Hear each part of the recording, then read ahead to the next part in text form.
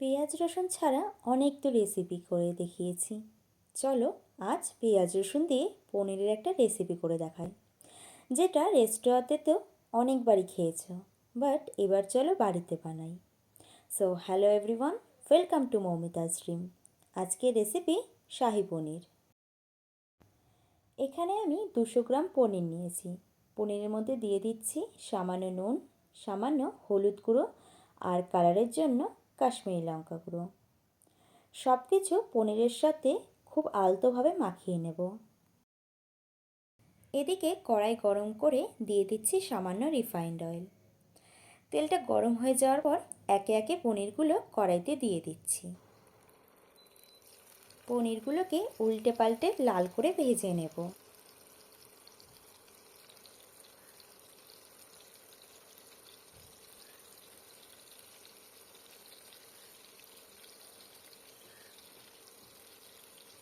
পনিরগুলো যেহেতু খুব নরম হয়, তাই আমি এখানে চামচের সাহায্যে পনিরগুলোকে পাল্টে দিচ্ছি।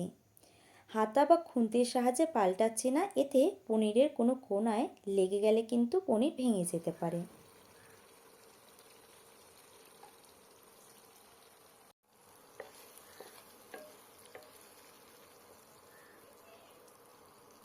পনিরের দু পিঠই লাল করে ভাজা হয়ে গেছে। এবার পনিরগুলোকে আলাদা একটা পাত্রে তুলে রাখবো, আর একইভাবে বাকি পনিরগুলোকেও লাল করে ভেজে নেব।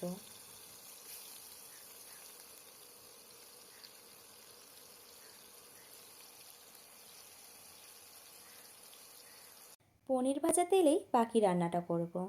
তো ফোড়নের জন্য দিয়ে দিচ্ছি একটা তেজপাতা, একটা শুকনো লঙ্কা, সামান্য গোটা গরম মশলা আর অল্প গোটা জিরে।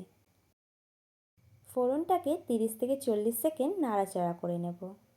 যখন ফোড়ন থেকে সুন্দর একটা গন্ধ বেরিয়ে আসবে, তখন দিয়ে দেব মিহি করে কুচনো পেঁয়াজ। পেঁয়াজটাকে হালকা গোল্ডেন কালার করে ভেজে নেব। এখানে আমি মিডিয়াম সাইজের দুটো পেঁয়াজ রান্নায় ব্যবহার করেছি।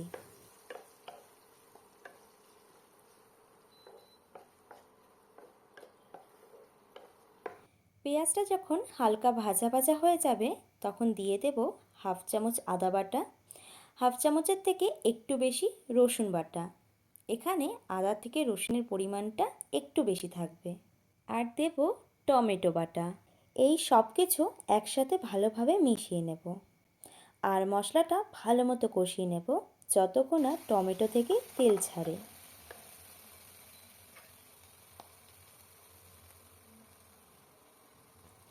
মশলাগুলোকে প্রায় 5 মিনিট কষিয়ে নিয়েছি। এখন অ্যাড করব বাকি মশলাগুলো, যেমন স্বাদ মতো নুন, হাফ চামচ হলুদ গুঁড়ো, 1 চামচ জিরে গুঁড়ো, হাফ চামচ ধনে গুঁড়ো, কালারের জন্য 1 চামচ কাশ্মীরি লঙ্কা গুঁড়ো, আর ঝালের জন্য 1 চামচ লাল লঙ্কা গুঁড়ো। ঝালের জন্য লঙ্কা গুঁড়োটা তোমরা তোমাদের টেস্ট অ্যাকর্ডিং দিও। অল্প জল অ্যাড করছি, এতে মশলাগুলো পুড়ে যাবে না। ভালো মতো করে সব মশলাগুলো একসাথে মিশিয়ে নেব, আর মশলাটা 2 মিনিট কষিয়ে নেব।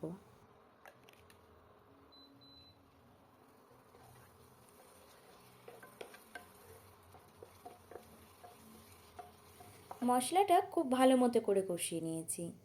মশলার কাঁচা গন্ধ বেরিয়ে গেছে। এখন দিয়ে দিচ্ছি আগে থেকে ভেজে রাখা পনিরগুলোকে। পনিরটা খুব একটা মশলার সাথে কষানোর দরকার নেই, জাস্ট মশলার সাথে 1 থেকে 1.5 মিনিট নাড়াচাড়া করে নিলেই হবে।